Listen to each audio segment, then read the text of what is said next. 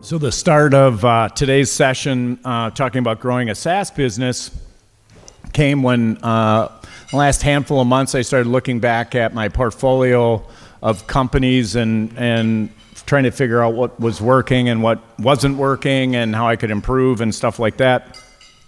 And over the last 10 years, I didn't realize this, but I actually have been involved in 7 SaaS businesses.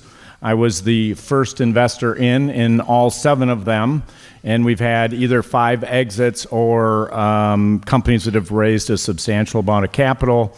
And in terms of capital creation, whether it's money raised or companies that were sold and created liquidity, we've generated over $150 million to that portfolio. So kind of said, hey, maybe I should focus a little bit more on SaaS if that's where I'm finding success, which then led me to the sponsorship with Mesa. Thank you again for all the Mesa people here.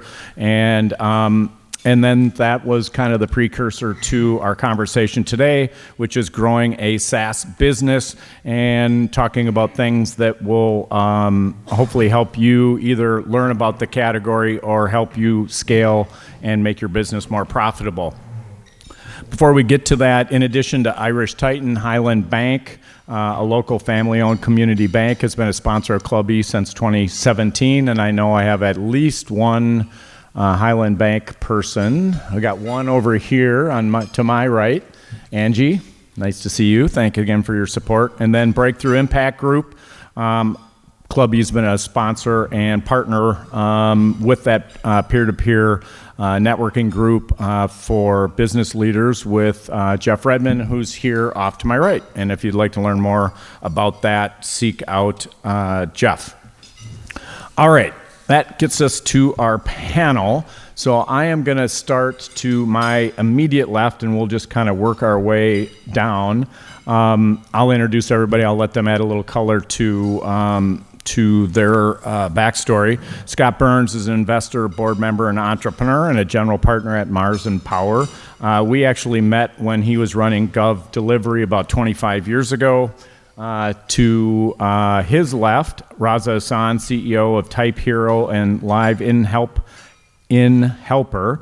And our interactions date back to getting involved with TimeSolv about 10 years ago. Welcome.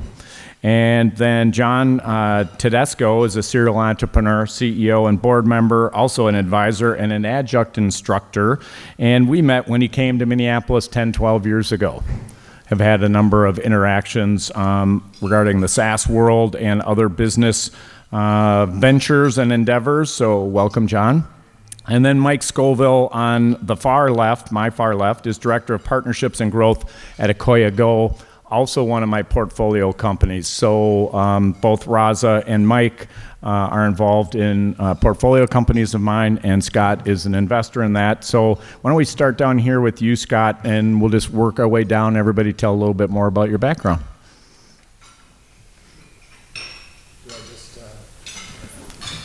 There we go. All right.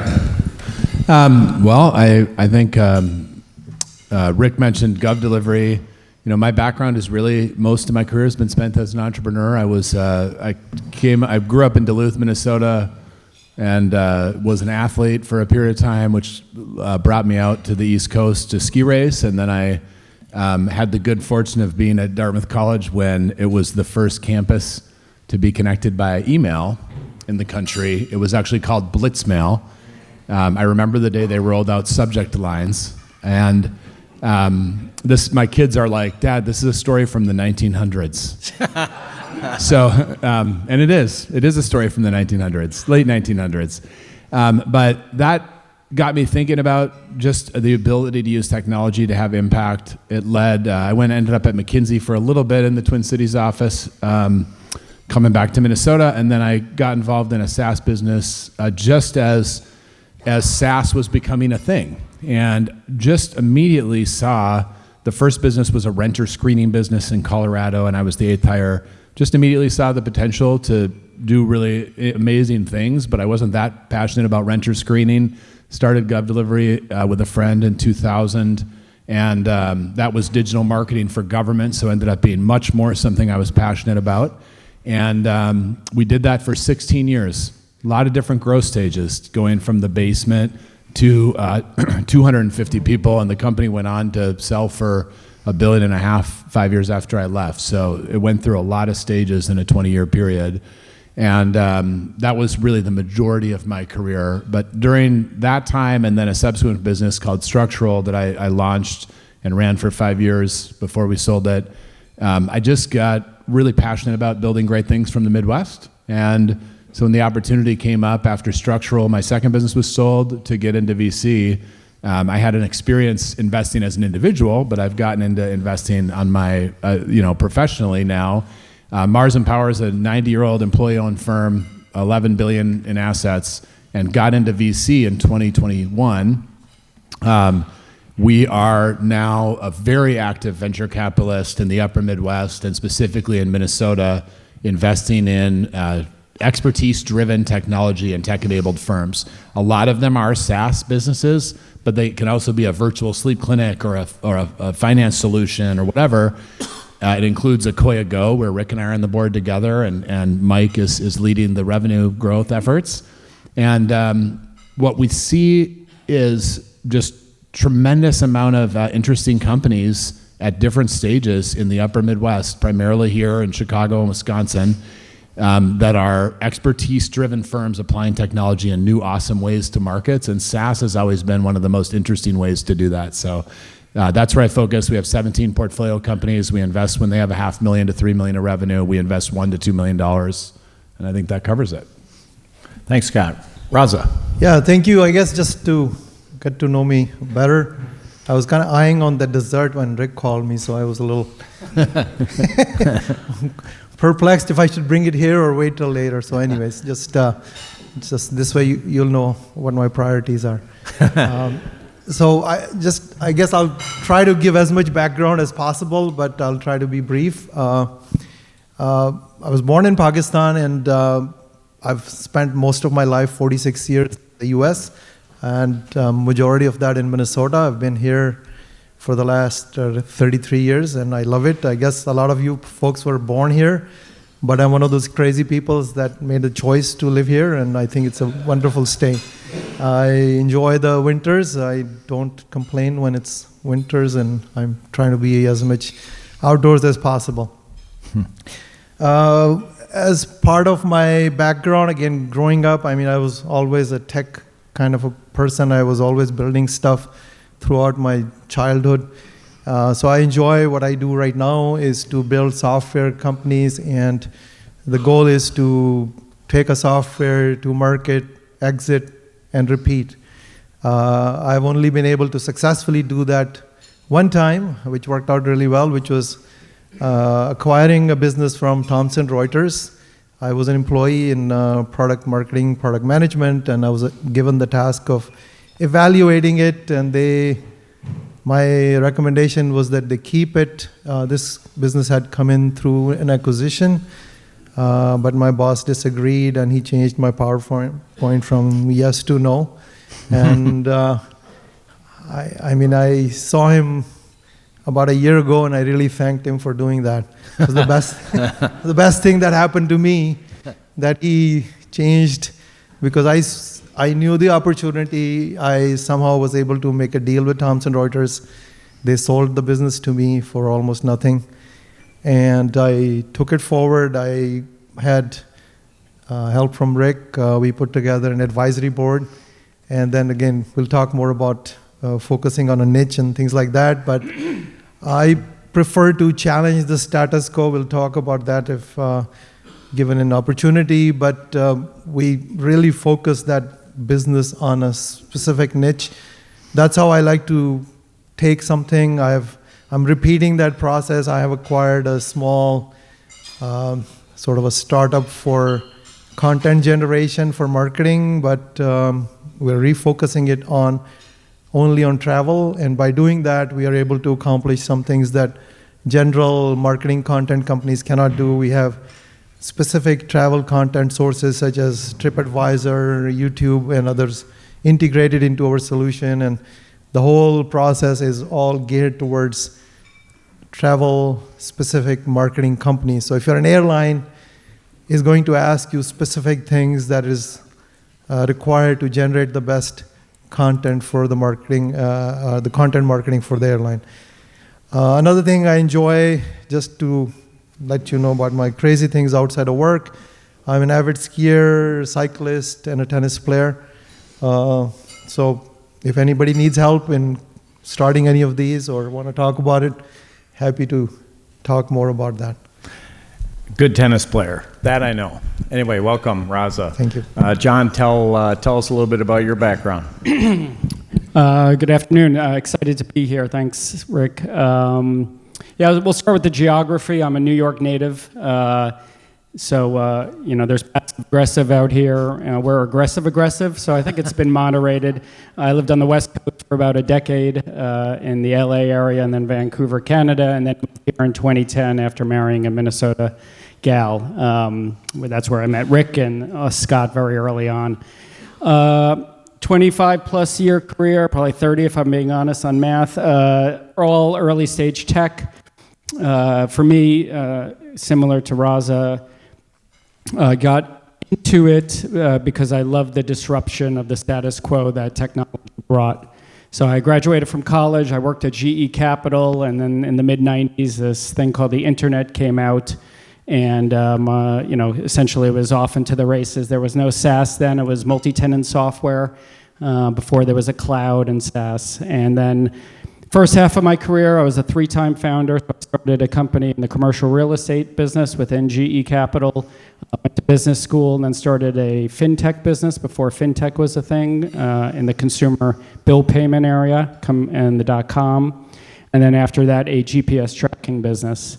Moved here in 2010 and then started to help teams scale, kind of coming in as a number 2 or so. So I've been involved with either as an operating executive or board member at Sport Engine, Lead Pages, Drip, When I Work, and currently I have an advisory business where I advise SaaS CEOs either on a coaching perspective or do interim work or board work. I'm currently CEO of a portfolio company of Scott's, and I sit on the board of an AI software company, Sales Enablement.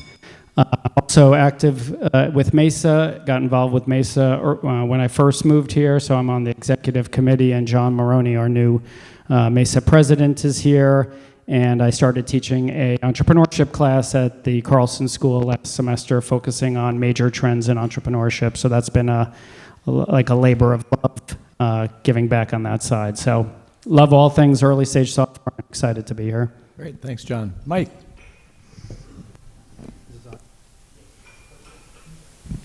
Now is it on? There we go. Rick, I feel like you're punishing me by having me follow up these 3. But I'm Mike, and I'm just the sales guy. So I'm born and raised in North Dakota.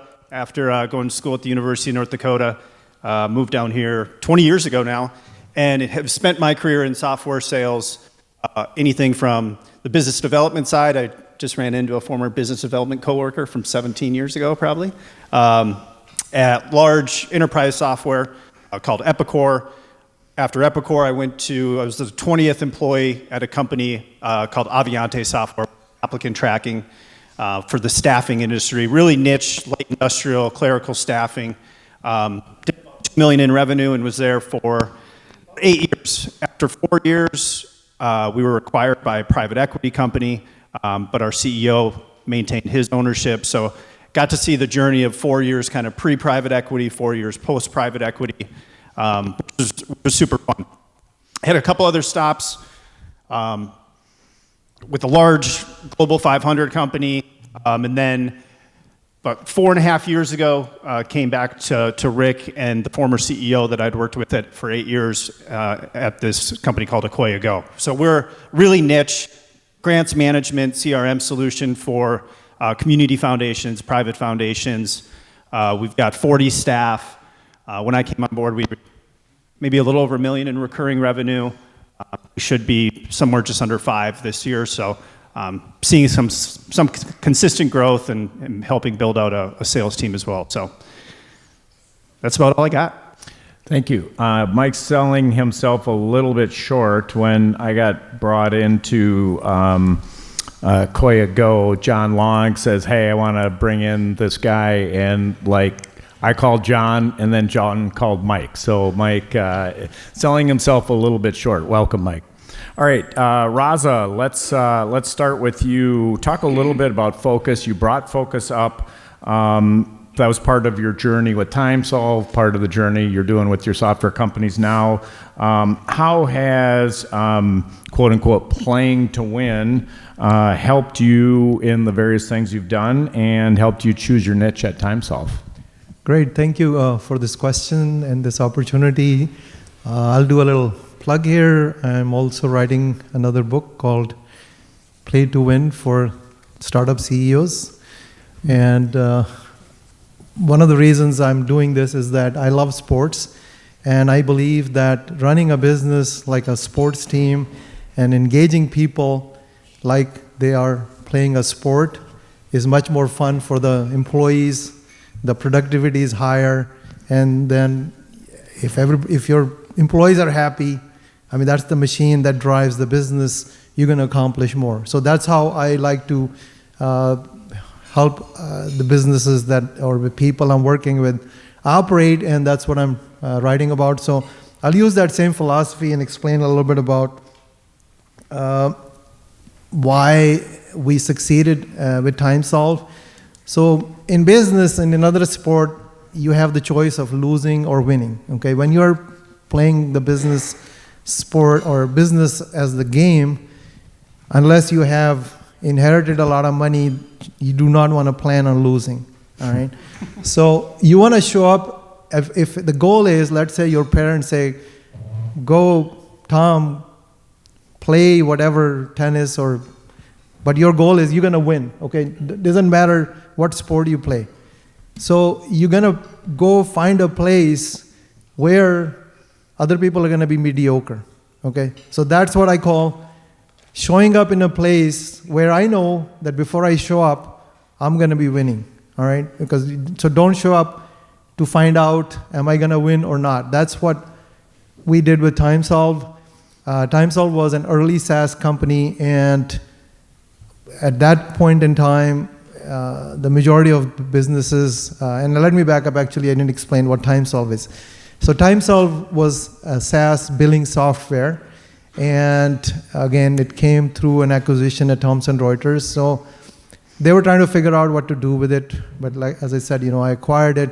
And I wanted to reposition it for legal only. Instead of, what they had created was a general billing software and self-service, go sign up yourself and just start using it and pay for the subscription. I realized that was not going to work. There were about 500 billing vendors out there. So we had to craft a niche. And at that point in time, there were not that many. Actually, I think there were almost nothing out there serving the needs of law firms that were small. So we focused specifically on the niche of billing for law firms and firms that were only size 1 to 10. So by doing that, we knew that we're going to be the best option for these people. Again, very narrow niche. We could have served a gazillion people, and some other companies did better than us because they were serving more in a bigger fashion. But the thing is that by focusing on a niche, you have a lot lower cost of acquisition. And by doing this, we grew this business about 35% year over year, plus about 35% EBITDA margin.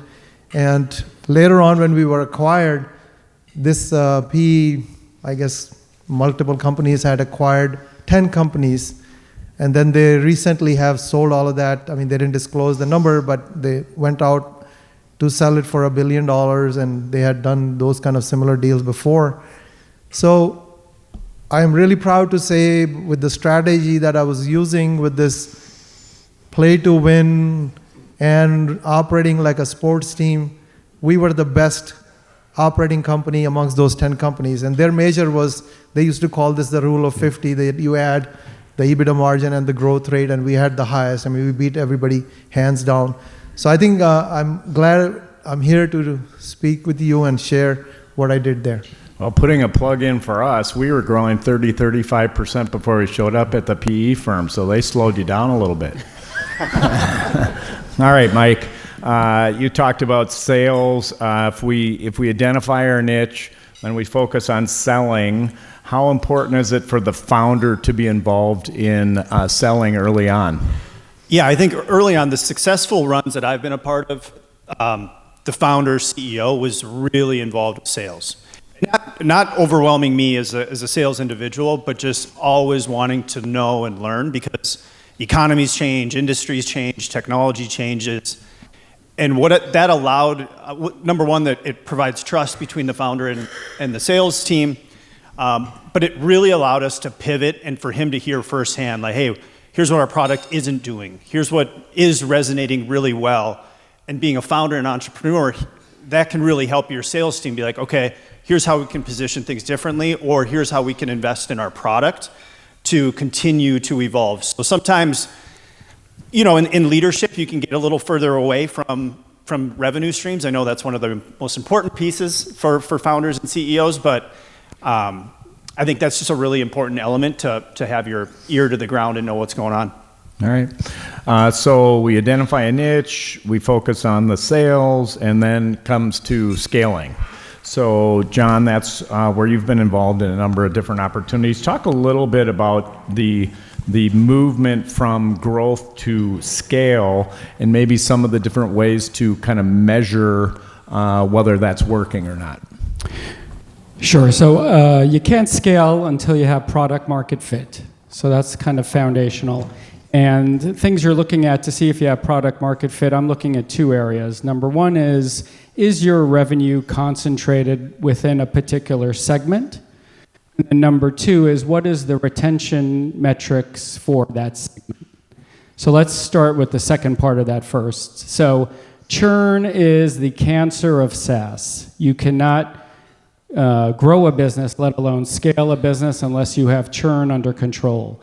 So unless you have top quartile retention metrics for your SaaS business, you shouldn't even think about trying to put gas on the fire. So step one is, do you have good churn? Usually you will have a subset of customers who have really good retention qualities, and those are probably your ideal customer profile, your ideal customers. You then take that and say, okay, what percentage of my revenue are ideal customers? And if that's a large percentage and or a large, millions of dollars or so, you probably have product market fit, and then you can think about scaling from there. Many times I'll see businesses that have $2, $3, $4, $5 million in ARR, but they have a very diverse customer base. They really don't have a singular customer segment to go after, or they have a lot of revenue concentrated with a single customer, and they think they have product market fit. And those are both traps, because obviously one customer doesn't mean you have anything more than just one customer. And then on the diversity of the customer base, you will just not have efficiency in the product you're building, the marketing resonance, and the retention figures over time. And so again, that'll create inefficiency, which will prevent proper scaling. And then kind of a metric to look at broadly on scaling, when you think about what does it even mean to scale versus growing? It's growing without a proportional investment in resources. So you have to get more efficient as you're growing. And probably the best metric for that is what's called a burn metric, which just takes your net burn, the amount of cash you consume, and divide it by your net new ARR. And so the lower the number, the better. So if you're below a 1, that's kind of world class in terms of burn efficiency. If you're above a 2, that's not really healthy. And if you're in between that, that's kind of in the middle there. And so that's really that number, when you're looking at the burn and you're looking about how much ARR you're adding, that includes acquisition, that includes expansion, contraction and churn, and how efficient you are doing at all of that. So if you're looking at a single metric, that's what I'd be looking at for kind of scaling efficiency. Where is it today? And then how does that improve over time? Great. super valuable. I took a couple of notes here. Thanks for sharing that. Scott, jumping over to you. You talked a little bit about how you transitioned from operator to investor. Given that different perspective, how have you had to change your thinking, and what was the biggest difference between those two lenses? Well, I have. I'm lucky in a sense in that I never had complete control of any of the companies I worked at. So I had 3 founders at one point, a lot of early investors. In another case, I was just a marketing lead hired before revenue. And another case, the VC firm and I co-founded the business. They always owned more than I did. And in a way, that's healthy because you develop, the difference sometimes between an operator founder and an investor is the operator founder is just a dictator, with complete control at the beginning. That can be very efficient, but you don't develop the skill set of trying to influence the direction of something without having control over it. So I had a little bit of an advantage in that I was always doing these venture-funded deals, and I had 20 years of that. The thing that's been most interesting in switching to be an investor is that your risk tolerance and your sort of form of prioritization changes a lot. So I look at a lot of the companies we're with. We have 17 companies in our portfolio, and I want probably in 14 cases, I would say, I would want the company to push a lot harder than it is. But the companies are one founder with everything invested in one place. And it is interesting how founders get more conservative, especially if they've had some bumps in the road. They're dealing with that one company. So my role is often to come in and try to encourage where you might want to take some more bets. You might want to scale the sales team faster. You might want to invest more in marketing. Maybe you should have the courage to raise a little more money. So I think part of the transition is influence without control. I had some advantages there, but it's still a challenge. Part is that sort of ability to come in and encourage people to take risks. Because I have eggs in a lot of baskets now, so I probably do have a higher risk tolerance than a lot of our founders. And then the final thing is getting involved in sort of, sometimes I think of it as like a surgical strike. People think of the VC, PEs come in and own businesses, but a venture capitalist, we have a team of 4 with 17 portfolio companies. How many people are on your team, Mike, at AkoyaGo? Total staff? Total staff. 40. Yeah. So one of our portfolio companies has 10 times more people than we have. So we are really not that helpful. We have money, and then it's kind of let it rip. That's not true. That's not true. He does a good job. I was going to joke and say that's true. They're not very helpful. But, you have to really, so I think like surgical strike. Where can I provide support that gets a lot of leverage? And I'm learning all the time. But it's basically money, growth pattern recognition, sometimes customer intros I can be useful on, and then people. Getting one good sales leader like Mike at a business, if I can help make that happen, we have to hire the CTO at one of our companies. We help bring John in at another one. Those are huge wins that transcend any dumb advice I can give in a board meeting. And I think that's also been a lesson. All right, so I'm going to throw a couple of concepts out to the panel. Whoever would like to chime in, do so. I guess given the 4 panelists and number of topics here, let's try to condense our responses. You all have, in different ways, and Raza brought up the phrase earlier, challenging the status quo. You all have challenged the status quo in different ways. Give a quick example of how you've done that and how you had success with it. All right, thank you. So again, I'm called the contrarian, and few things I kind of don't like to deal with or be constrained by. In general, companies like to have a budget, and there is a sales budget, there's a marketing budget, and I think that budget is too limiting, okay? I know finance people may not like it, but I used to, let me give you a little bit more background on why. So my take is, if you're trying to, as a SaaS company, and I met some people here, or a bunch of people that are doing the same, create a plan working backwards from where you want to exit. So let's say you want to exit in 4 years. Say what revenue do I need, and then what would it take to build that pipeline to get there, okay? And once you have that, then break it down. I mean, I broke everything down to a daily target for our salespeople to accomplish. Same thing for the marketing people to generate leads.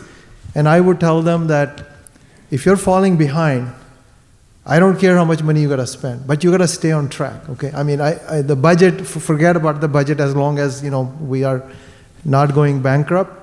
But every month, you have a target for the leads.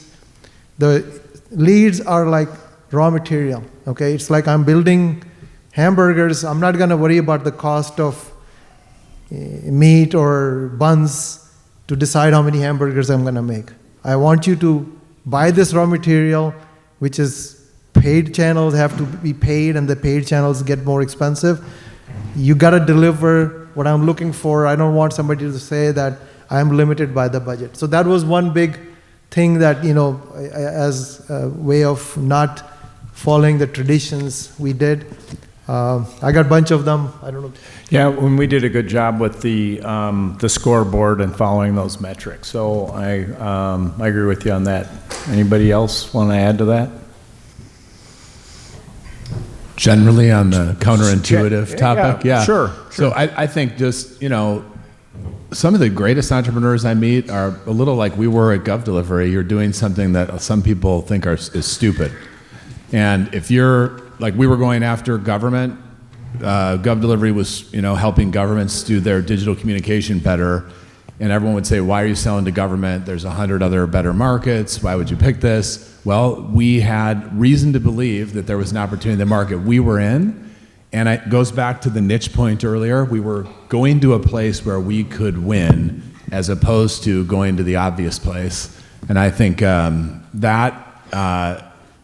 what worked there is reshaping people's concept of this basic functionality of email, reshaping it to be something that could provide real value, and having the courage to even educate the market that reaching more people was extremely powerful and a high point of leverage for government. It took a lot more time, but if you make that move, we never were good at acquiring customers, but John mentioned retention.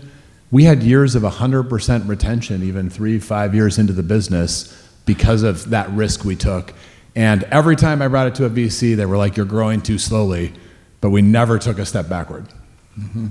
All right. I'd piggyback on it for a second. I mean, I think everything about, this is why I love early stage software. Everything about entrepreneurship is about challenging the status quo. So I think right out of the gate, coming up with an idea, building a product, hiring people, instead of going to a safe job, coming to your startup, I think all of that is challenging the status quo.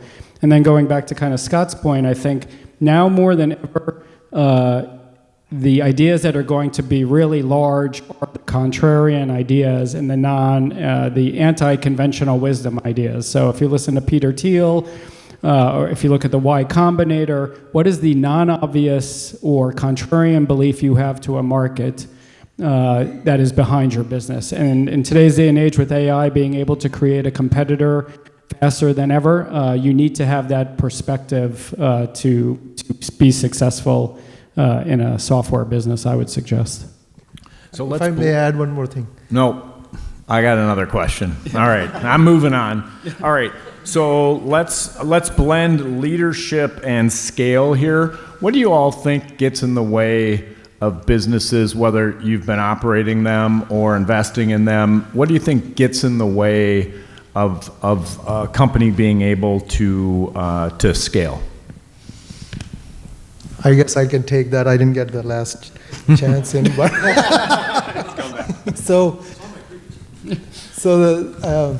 I think I'm going to answer that question, Rick. I'm going to be, with due respect, I think that thing is a very useful thing for this team. This isn't a political debate. Answer the question. We got to.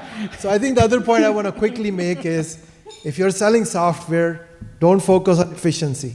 Okay, focus on profitability. I mean, we took our billing software, and we said we're going to help you make more money, and then the whole mindset was how do we increase your revenue? Not just, otherwise people say billing, okay, it's going to be more efficient. No, you got to spin it in a way and then create features. So that was the answer to the last question. Okay, okay, so the other part, I think, the question is what gets in the way, and I think what gets in the way is when the founder or the management is trying to be micromanaging. Okay, I believe that you have to create, just like a sports team, when you're on the field, whomever has the ball has the right to shoot it the way they feel like, okay? And they should not be asking the coach or somebody, should I pass this left or right? So I used to tell my salespeople, you know what you're dealing with, make a deal, think of it like your own business, don't come back to me because sometimes time is not on your side, all right? So that's the big thing, is trusting your people, and I think in these new businesses, I'm giving a stake to every person that's working on our team just so that they have some sense of ownership and they can drive to the results. And I call these people self-directed torpedoes. And I said, ask them, you should know where you're going to be going, and please don't come to me because I don't know any better. You're the torpedo going after the target. Yeah, I think from the sales side, piggybacking on that, like giving the team the ability to fail fast. Like it's okay if you go out and kick the ball out of bounds, but like now learn, let's not do that again and repeat that. And then something that I've learned too early on, this was a good transition to this, was, you know, you hear a lot of times as you're really growing and you're chasing that growth, like, well, this isn't scalable. That happens internally all the time. And I think early on it's like, I don't care. We need to grow, and then we can figure out how to make this scalable, how to make processes repeatable. But right now, we need to go. We need to move. And I think, especially within at the staff level, that can be a common excuse. Well, I can't do this because we can't scale. Don't worry about that. Go sell. Really hurts when founders don't want to talk to customers. Just really, it makes them not empathetic with the sales team, the product team, and I think founders that spend too much time in their own building, talking to their own people, even with the benefit of the internet, it's just really hard. They got to get out there. They need to lose some deals so they develop some empathy with what it's like to lose a deal, I think. And so they aren't just like a pipeline overseer for the sales leader. So we push really hard on that, and then trying to get the founders moving away from managing the payroll, the insurance, the office, all the BS stuff, and just focus on sales. If you're not good at sales, you better be good at product. There's nothing else to do in a software company. So if you think managing HR is your skill set, it's going to be tough. And the other point I'd say is just not making big decisions small or small decisions big. Like the color of the office is a small decision. It doesn't need a committee. And customizing the software for a large client to pull you away from your other core clients is a big decision. Don't make it small. And I think early on, if you can get that instinct dialed in a little, you can move so much faster than people who make every decision big, which is the most common problem I see. All right. One growth hack that you want to share with the audience. I'll go quick. Instead of doing customer research, sell something to a customer. So if you have a new product, go out and see if somebody will buy it. Just don't sit around doing the research on it. You're a tiny little company. Just build a little brochure and talk to somebody and tell them what you're going to charge them. And then when they're like, we'll buy it, be like, great, I'm going to deliver it in a year.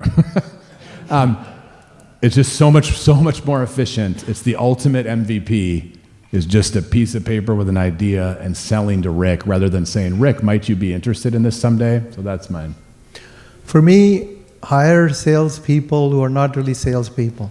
Hire the people who know the business of the customer. So for our legal billing software, I hired pretty much all the customer-facing people, sales support, who were working at law firms and doing billing, and then I couldn't train them how to do the sales myself. I mean, to me, training somebody how to do sales is much easier, simpler. They should be able to talk the talk of the customer, and to me, that was a big benefit we got by having these people who worked all these jobs before. Yeah, one real quick, partnerships. hard to do early on, but once you're established and have a customer base that's valuable, if you're the enterprise solution, which is primarily where I've been, finding those other point solutions that clients need to use or prospects need to use, because if you're integrated with them, if you're partnered with them, number one, it makes your solution more sticky, because now they're really embedded in your product. And if you're a point solution, partnering with a more enterprise solution, can really help sell your product for you. So I think partnerships can be a great, and the cost of sale dramatically goes down. I'm good. You're good. Okay. They hit the main okay, ones. but I'm gonna stay with you because I wrote down. I really like that churn comment because we've talked about that a lot at our company and other companies. But then getting more efficient and looking at the burn versus the ARR. So you introduce that as a metric. How about everybody share a metric that they like to track and monitor? I guess I'll take it so that I don't have the difficulty of following up. So just two things to me, retention and growth rate. I'll go quick. Win rate, and you can break that down a number of ways, but one, like your trailing 90-day win rate to know, are you trending, are you solid, is it dipping, and that we can be heads up on what changes do we need to make to either our people or a product or process. But then you can also analyze your win rate versus competitors or based on the different attributes of the client. So win rate's one that I really like to look at.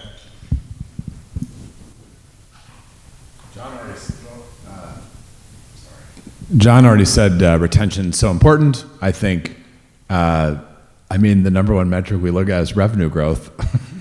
It's like I don't want to overcomplicate it. So we're always looking at revenue growth and the various things that lead into it.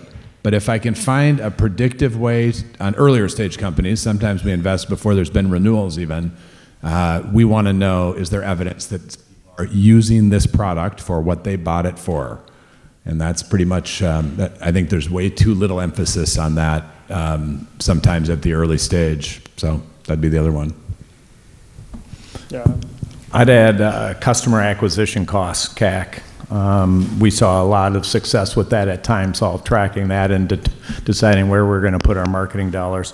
All right, another question, quick answer, hiccup. What is a common thing where you see companies get stuck? I'll go with velocity. I think as companies scale, as Scott talked about a little bit here, it starts to slow down and there's like a gravitational pull to inside the building versus outside in the market. So I think that's a big hiccup as you start adding people, more problems, as Warren Buffett says, more people, more toilet paper. And I think you lose that intimacy with it as you scale. Hiring too expensive, too senior of people too soon.